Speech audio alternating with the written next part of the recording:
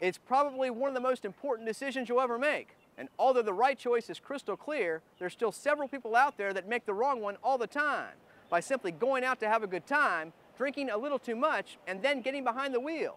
And when they do, they not only put their own life at risk, but the lives of other innocent drivers out on the road.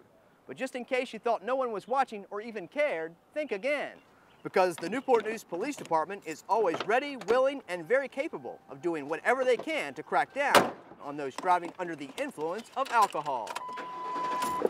DUI enforcement is pretty important for your road safety. Although our DUI accidents have actually gone down the last couple of years, it's still a problem within the state. And this is just one of the efforts that we're doing to try to reduce the number of accidents and to hopefully make the public aware that we are out and we're looking for DUIs primarily for the safety of the citizens.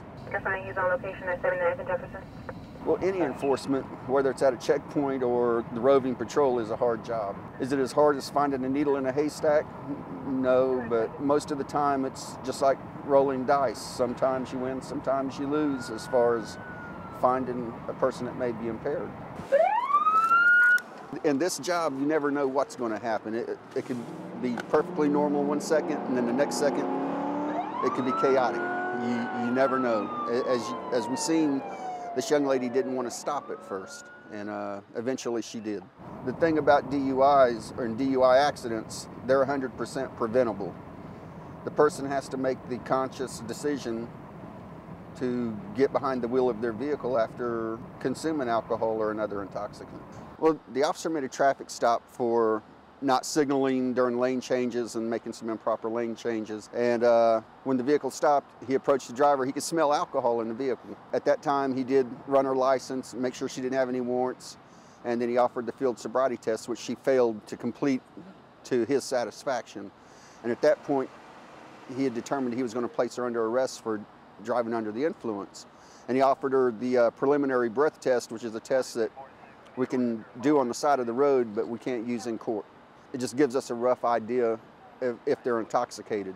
And now they're going to go and have the intoxilyzer test done, which is the test that is certified by the Department of Forensic Sciences to be a true exact blood alcohol content of the breath. For a first offense DUI, it's a class 1 misdemeanor. It's be punishable by up to a year in jail or $2,500 fines. Plus she's going to lose her license probably for 90 days. She's going to have to go through the Alcohol Safety Action Program, which is going to cost her money. The fines are going to be hefty. She may do jail time, community service. So it's going to be a long road ahead of her. If the officer hadn't stopped her, maybe there would have been an accident a mile down the road. And in that accident, somebody could have died. It could be somebody's family, a whole family, their children, or it could be just the breadwinner for the family. And now that family's going to be devastated. So hopefully we've saved at least one life tonight. Depending on which statistics you want to look at, one of them is that after 1 a.m., 1 in 4 drivers on the road is intoxicated or impaired. As long as people have the option to get in their vehicle after they've consumed alcohol or any other intoxicant, we'll have that problem. Officer Hensley, do you have her ID? Thank you. Once they're taken off the street, they're brought to the location where the breathalyzer machine is, the intoxilyzer, and they're met with an officer who's certified to operate that machine so that they can give that breath test. Because part of Virginia state law is if you're arrested for an alcohol-related driving offense, you have to submit to this breath test.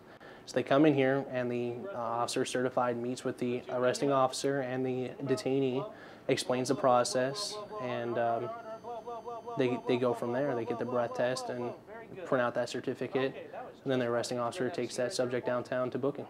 Dealing with DUIs in general, making the arrest, operating the machine, that's something that I personally wanted to get into. I myself have made several DUI arrests since I've been on the street, and DUIs in general I personally believe is a very big issue with individuals on the street. It's very dangerous, and getting those people off the street that have been drinking, I feel is one of the best things that we can do as far as patrol goes when we're on that street and traffic enforcement.